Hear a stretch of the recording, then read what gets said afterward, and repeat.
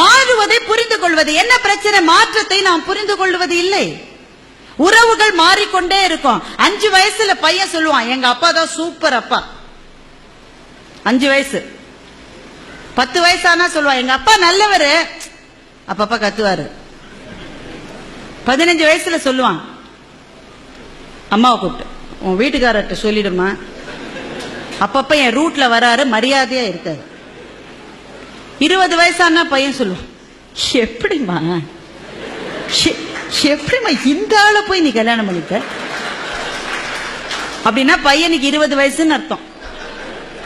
30 வயசானா பையன் சொல்றான், சார் நான் எங்க அப்பாவோட பேசுறது இல்லை சார், நான் என்ன செஞ்சாலும் தப்புங்கிறார் சார், அவரோட நான் பேசுறது. அப்படின்னா பையனுக்கு எவ்வளவு வயசு? 30 வயசு. அதே பையனுக்கு 40 வயசு ஆயிடுச்சுன்னா அவனுக்கே அப்ப குழந்தைகள் இருக்கும். அப்ப சொல்லுவான், எங்க அப்பா கத்திக்கிட்டே தான் இருப்பாரு, ஆனா பாவம் நல்லவருன்னா அவனுக்கு 40 வயசு ஆயிடுச்சுன்னு அர்த்தம். அவனுக்கே 50 வயசு ஆயிடுச்சுன்னா சொல்லுவான், அந்த வறுமையிலேயே எங்க அப்பா எங்களை எப்படி வளர்த்தார் தெரியுமா, மை டாடி இஸ் கிரேட்.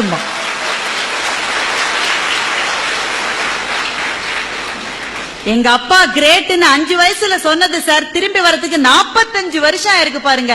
இதுதான் மாற்றம். இந்த மாற்றம் உறவுகளில் உண்டு, நட்பிலே உண்டு, வாழ்க்கையின் செல்வ நிலைகளிலே உண்டு. எல்லாத்திலையும் மாற்றம் வரும். எந்த மாற்றம் வந்தாலும் நான் தொடர்ந்து பயணிப்பேன் யார் நிற்கிறார்களோ அவர்களுக்கு சோர்வு வருவதில்லை.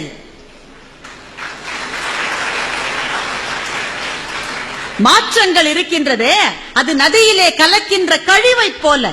எந்த கழிவு கலந்தாலும் ஓடிக்கொண்டிருக்கிற வரைதான் நதி. கழிவு கலந்துட்டாங்களேன்னு அது நின்று போச்சுன்னா நாற்றம் பிடித்த குட்டையாகி விடும் அது.